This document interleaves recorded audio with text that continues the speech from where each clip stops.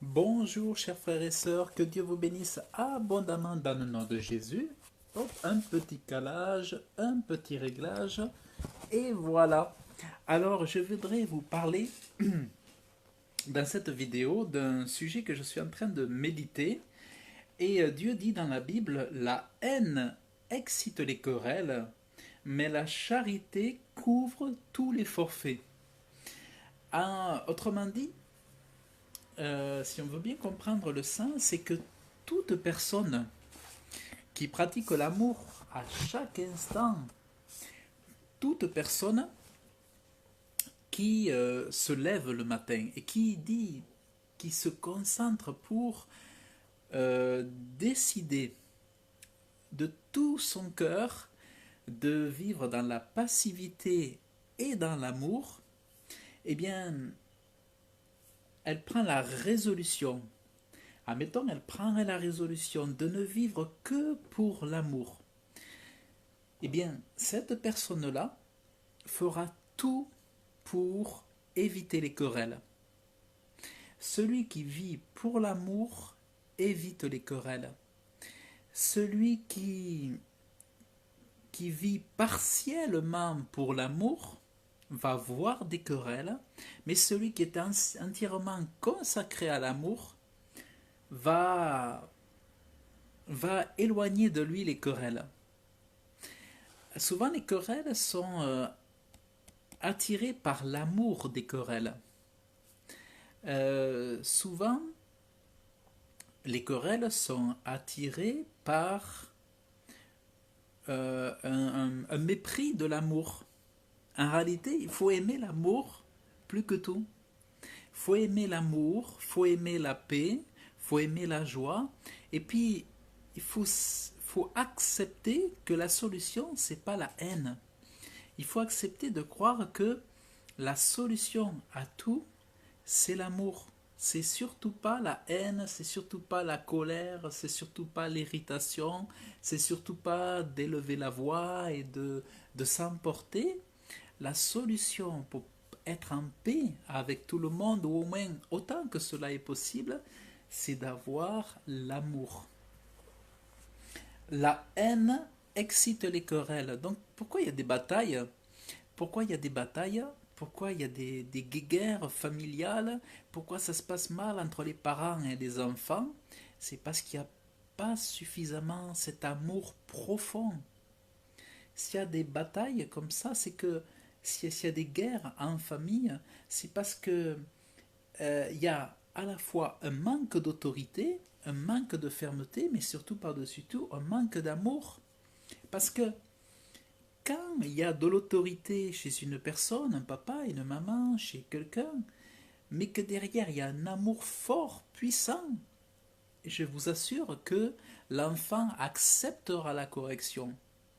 Quand il y a l'amour, la correction est acceptée avec joie.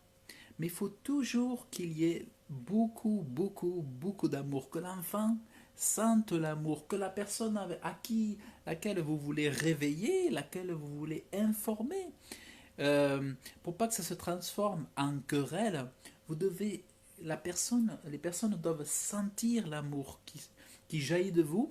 Doivent flairer que vous avez l'amour de Dieu et l'amour du prochain. Mais là où c'est tout le contraire, c'est lorsque les personnes s'emportent en vous écoutant, ça veut dire qu'il y a le manque d'amour. Il y a ce manque d'amour. Si vous êtes rempli de l'amour de Dieu, que la résolution tout au fond de votre cœur, quand vous voulez partager votre opinion, partager votre avis, avoir peut-être un débat, une discussion sur quelque chose d'important, si vous avez l'amour, toujours vous finirez dans la paix. Mais si l'amour quelque part manque, si vous laissez une faille à la haine, au mépris, à la dureté de cœur, ça va se transformer en querelle. Or, le responsable, ça ne sera pas l'autre, ça sera vous. Souvent, on obtient ce que l'on a semé. Mais si réellement vous êtes ancré dans une bonne disposition de cœur, vous verrez que la querelle sera chez les autres, mais pas chez vous. Et que vous vous maîtriserez. c'est important d'avoir une maîtrise sur ça. Moi, si jamais ça m'arrive de perdre le contrôle, je suis malheureux parce que c'est mon désir toujours d'être dans la paix, dans la joie. J'ai horreur des querelles, j'ai horreur des histoires, tout ça. J'ai horreur de ça. J'aime pas une maison où il n'y a pas la paix, tout ça. J'ai horreur de ça. C'est peut-être pour ça que j'ai choisi d'être célibataire, parce que je préfère la paix en étant seul que d'être à me chamailler, à me disputer, à faire des querelles, faire des histoires et tout ça. Ça, je trouve c'est moche, moche, moche. Et ça fatigue, ça épuise et ça rend malheureux. Mais toutefois, lorsque deux personnes s'accordent pour vivre sous un même toit, avec ce dégoût pour la querelle, ce dégoût pour les histoires, les critiques, eh bien ces personnes, dès le matin, lorsqu'elles vont se lever du lit, elles vont prendre la décision d'être dans la joie et dans la paix. C'est une décision. Et ça, vous demandez à Dieu la grâce d'être dans la paix. Et il faut extirper la haine. Donc, la conséquence d'une haine dans le cœur entraîne la querelle, mais la conséquence de la paix, de l'amour de Dieu dans le cœur, c'est le calme, c'est le repos, c'est l'entente, c'est la paix, c'est la bonne compréhension. Tout le monde ne sera pas forcément d'accord, mais on termine sur de bons termes, on termine en bons termes en se quittant avec le sourire. Moi, j'ai discuté vendredi avec un frère. On parlait des gilets jaunes, on parlait des revendications, on parlait de l'Union européenne, on parlait des salaires, on parlait de la pauvreté, on parlait de plein de choses, plein de choses. Et on s'est rendu compte qu'on était en désaccord sur plein de choses. Lui était persuadé d'avoir la vérité, et moi, je savais que j'avais plus raison que lui, selon moi. Et mais qu'est-ce qu'on a fait? On s'est quitté avec un sourire. Pourtant, je vous assure que ça a commencé à être chaud, la discussion. Elle était très enthousiaste. D'autant qu'avec mon frère Christian, il y avait longtemps qu'on ne s'était pas vu. Et on a vraiment mis du cœur à défendre notre position, chacun. Mais au final, on a vu qu'on ne pouvait pas s'accorder. Et moi, je lui ai fait un grand sourire. Et quand on est avec des personnes de paix, on demeure dans la paix, même si on n'est pas d'accord. On n'est pas d'accord. Mais là où il y a des querelles et souvent des divisions, c'est l'orgueil. L'orgueil. Ou alors, c'est parce qu'on a décidé de couper court avec des personnes qui étaient pour nous comme un danger. Un danger. C'est vrai que parfois Dieu dit aussi de se séparer des personnes qui vont nous mener à la colère ou qui vont nous apporter des problèmes et qui risquent même de nous détourner des bonnes choses. Donc c'est vrai que parfois il faut faire une séparation, mais souvent dans la plupart des cas c'est pas nécessaire. Souvent voilà, on peut cohabiter avec des personnes avec lesquelles on n'est pas tout à fait d'accord et on peut être en paix et tout ça. D'ailleurs c'est ce qu'a fait Jésus avec Judas, parce que Jésus n'était pas aveugle sur ce qu'était en train de manigancer Judas, ou Jésus savait très bien ce que faisait Judas dans le secret. Voilà, mais Jésus a gardé quand même cette relation. Il y avait un projet, il y avait un plan, mais ça veut dire que parfois, l'un et l'autre devront cohabiter avec des personnes avec lesquelles ne sont pas d'accord, avec des pratiques avec lesquelles ne sont pas d'accord, pour des raisons spirituelles, pour des raisons d'efficacité, des raisons matérielles, parfois c'est nécessaire. Mais pour l'enfant de paix, l'enfant de Dieu, il n'y a pas de querelle. Par contre, si il y a des querelles, ça veut dire qu'en face de vous, il y a des personnes qui manquent de cet amour. Si malgré tout l'amour que vous manifestez, certains font tout pour vous faire entrer dans la querelle, là c'est des relations dangereuses. Il y a des personnes que tant qu'ils n'auront pas réussi à vous mettre dans la colère, tant qu'ils n'auront pas réussi à vous attrister, ils vont vous travailler, vous pousser le lundi, pousser le mardi, si ça marche pas, ils vont revenir le jeudi. Donc ils vont tout faire pour vous amener à une situation que ça va vous enlever la paix et pour essayer de sortir des mots de votre bouche, pour vous sortir de vos bornes, afin que vous vous irritiez et que vous vous mettiez en colère. Si c'est le cas, il faut vraiment faire faire le muet et se séparer de ces personnes, ne pas rester à côté d'eux, à côté d'elles, parce que tout simplement, elles cherchent à vous faire arriver là où elles veulent vous voir arriver, parce elles se délectent lorsque des personnes euh, se, se, se troublent et se mettent en colère. Il y en a qui cherchent comme ça à nous faire arriver à là où Dieu veut pas que nous allions. Et donc c'est comme pour nous tenter, comme pour nous tenter. Donc quand c'est comme ça, il faut couper court, prendre de la distance ou tout simplement ignorer ou se faire silencieux. Parce que la volonté de Dieu, c'est qu'il n'y ait pas de querelle.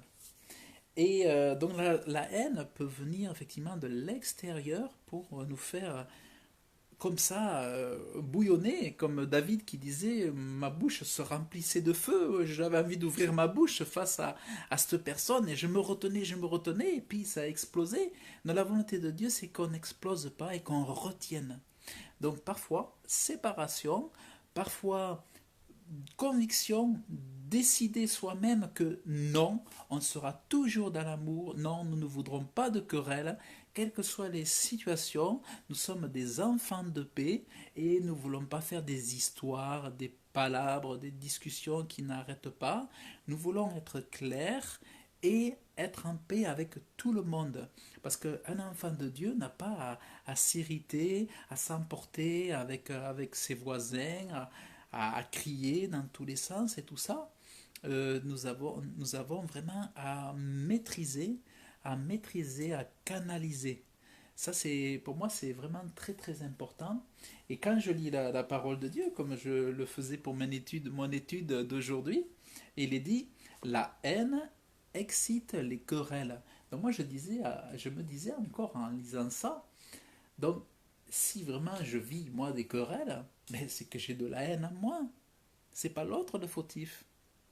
Donc, si, quelque part, si je recueille de la querelle, c'est parce que la haine est en moi, ou parce que l'orgueil est en moi. Donc, c'est ma faute, c'est pas la faute à mon voisin, c'est pas la faute à mon frère, c'est à moi. C'était à moi d'être plus fort dans la situation. Donc, quelque part, oui, je demande pardon à Dieu parce que je me suis emporté, et c'est pas toujours la faute à l'autre, non. C'est comme Adam qui disait c'est la faute à Ève. Mais non, c'était à Adam d'avoir un sens des responsabilités plus élevé, d'être à la hauteur, d'être un bon mari et de dire à son épouse attention, ne va pas là-bas, ne t'approche pas. Ensemble, euh, faisons ensemble que tu ne désobéisses pas à Dieu. Et puis lorsque Adam aurait dû prendre l'initiative de ne pas toucher à la pomme que lui a présentée Ève. Donc il était coupable d'un manque de fermeté, de manque d'autorité, de manque d'intégrité. Et c'était pas la faute à Ève, c'est que lui, il a été faible. Et c'est à nous d'être forts. C'est à nous de,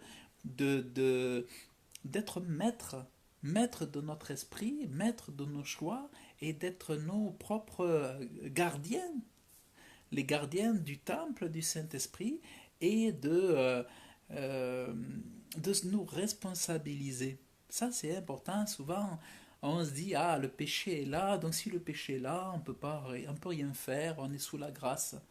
Mais la réalité, c'est que ça, c'est un mensonge, c'est que Dieu veut qu'on puisse tout gérer, tout maîtriser. Il nous donne la grâce, il nous donne le Saint-Esprit, il nous donne la parole de Dieu, il nous donne les frères et les sœurs pour nous enseigner, il nous donne plusieurs moyens pour que nous arrivions à la perfection. Le but, c'est d'arriver à la perfection et non pas de progresser vers l'imperfection, sous prétexte de se trouver des arguments, des prétextes. Nous sommes vraiment privilégiés parce que nous sommes appelés à la perfection.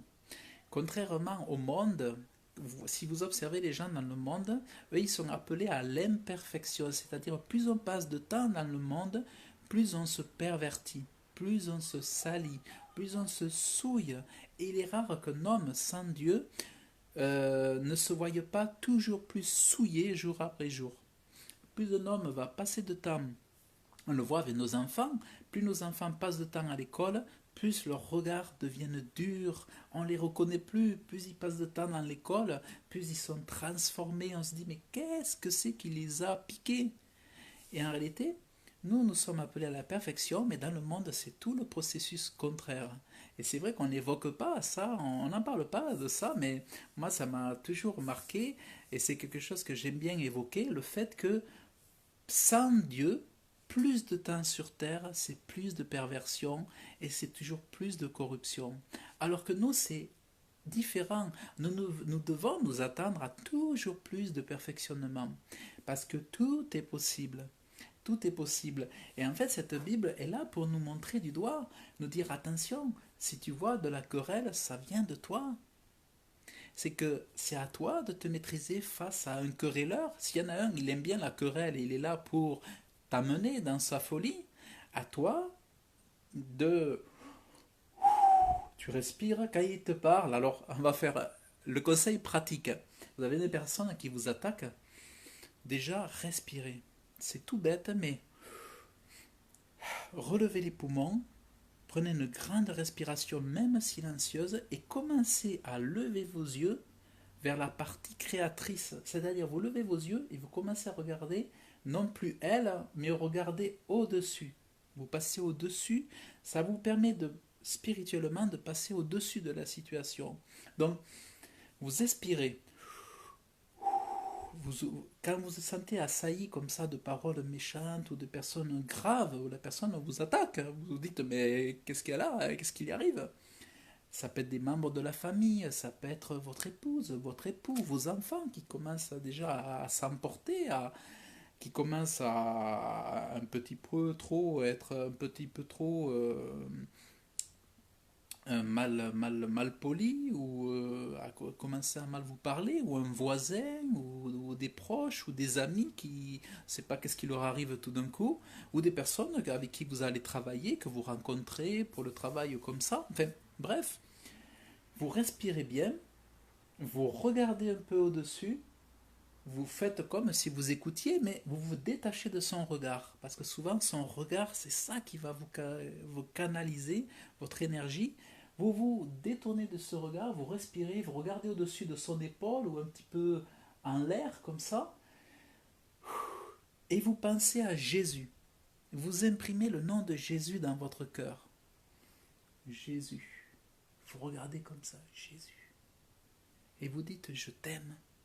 Je t'aime, je t'aime. Et vous, pas, au lieu d'avoir cette pensée de haine ou d'énervement, d'emportement que cette personne est en train de vous entraîner, vous dites je t'aime. Moi je faisais ça, je me rappelle, ça m'arrivait de faire ça souvent. Et là, si vous êtes fort, si vous voulez être fort, donc vous dites Jésus je t'aime, et là, pour être fort, vous priez pour la personne qui vous insulte. Et là, vous dites, Père, bénis cette personne, aide-moi, bénis cette personne, aide-moi. Et alors là, c'est une prière en esprit.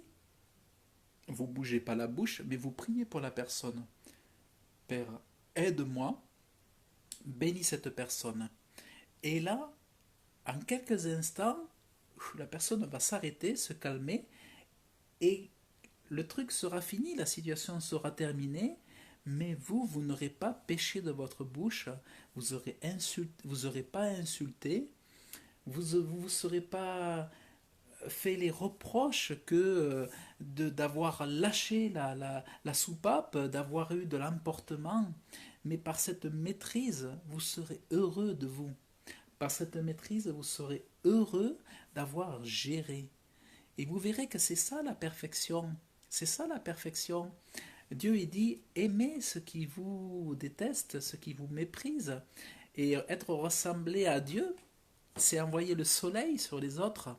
Ressembler à Dieu, c'est au lieu de faire souffler la tempête sur les autres, vous leur envoyez le soleil. Pour ceux qui vous méprisent, ben vous faites comme si vous ne saviez pas qu'ils vous maîtrisent et vous les aimez. C'est ça ressembler à Dieu. C'est ça être parfait. C'est faire le naïf, mais sans être naïf.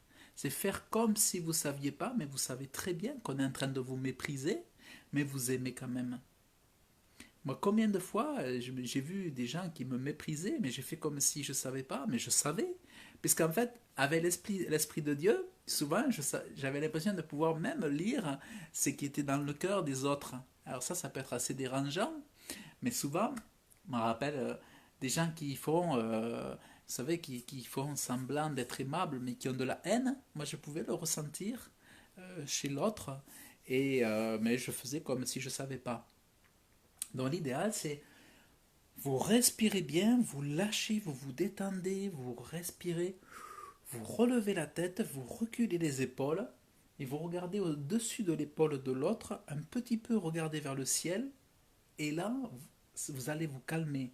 Vous allez vous relâcher la pression, tout ce que l'autre vous envoie comme venin ou comme emportement, comme irritation, ça va partir, partir, partir. Et quand la discussion sera terminée, l'autre il va en avoir marre que vous répondiez pas, et bien ça sera fini, pas de querelle, pas d'emportement, pas de regret, et vous n'aurez pas à demander pardon et tout ça. Et en plus, ça sera une bénédiction parce que plus tard, cette personne, peut-être quelque chose va se passer, peut-être que ça, vous allez pouvoir faire quelque chose ensemble, peut-être vous allez pouvoir vivre quelque chose d'extraordinaire ensemble finalement, et peut-être cette personne va vous aimer parce que vous aurez eu le dessus, vous aurez fait la différence. Donc, voilà, Dieu veut vraiment qu'on fasse la différence et c'est vrai que la haine, on a besoin d'amour. On n'a pas besoin de haine. La haine, ça nous amène toujours à des lendemains toujours plus difficiles. La haine, le résultat de la haine, c'est que demain sera plus dur qu'aujourd'hui. Mais l'amour fait que demain sera plus léger qu'aujourd'hui. Plus nous aurons d'amour, plus nous aurons de douceur, plus le monde sera meilleur. C'est pas la haine qui est la solution, c'est pas l'emportement, c'est pas d'avoir le visage tout énervé, d'avoir les yeux tout énervés, d'être toujours en colère, d'être... Non, c'est toujours plus d'amour qui rendra le monde plus supportable et qui rendra les gens plus heureux. Donc c'est ça, c'est comme ça que nous pouvons être des solutions. Et nous avons un Dieu d'amour et Dieu, vraiment, on voit qu'il n'aime pas la haine et il veut vraiment mettre le point sur les petits détails pour que nous puissions être libérés de ces choses et que nous soyons heureux. Donc, on le voit dans Proverbe chapitre 10, verset 12, je vous le relis. La haine excite les querelles, mais la charité couvre tous les forfaits. La charité couvre tous les forfaits, c'est-à-dire que l'amour dit c'est pas grave. L'amour dit oublions. L'amour dit ne faisons pas d'histoire, c'est du passé.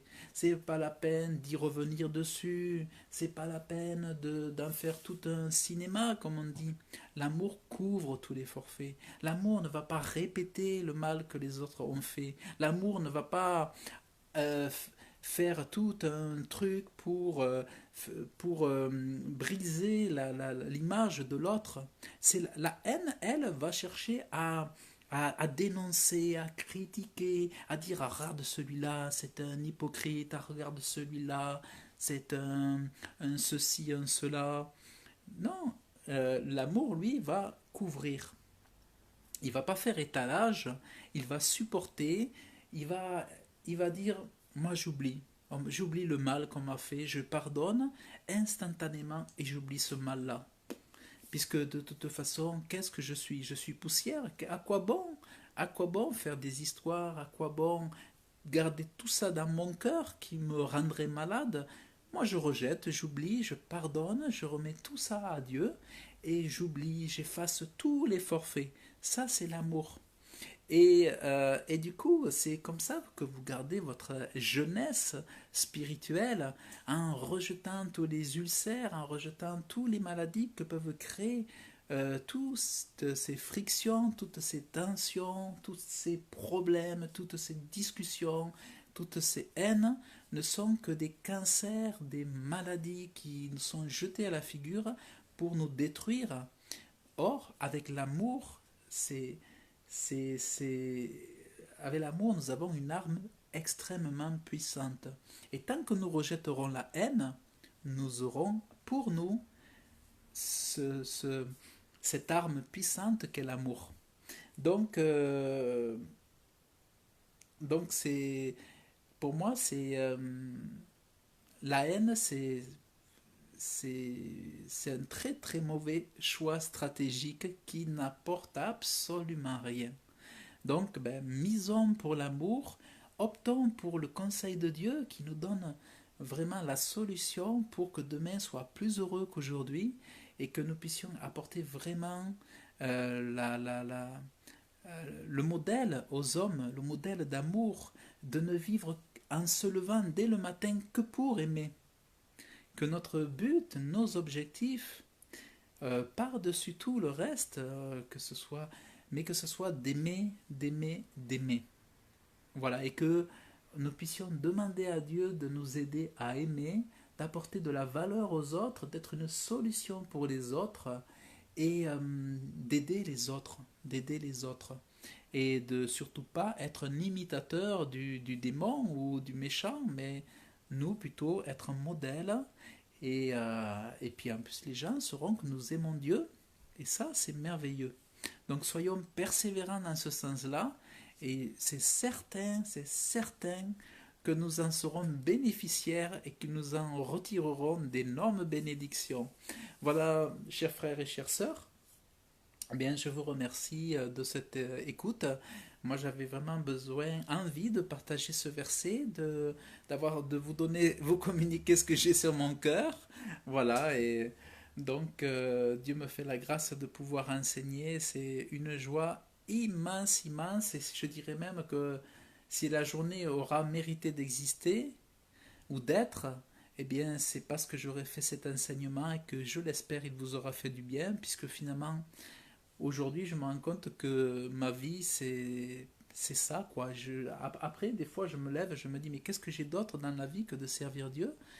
Le reste, je me dis, mais qu'est-ce que j'ai d'autre que mon Dieu? Qu'est-ce que j'ai d'autre que me mettre à genoux, que prier sur cette terre et que donner, partager ce que Dieu me met dans le cœur sur sa parole? Je me demande qu'est-ce que j'ai d'autre aujourd'hui.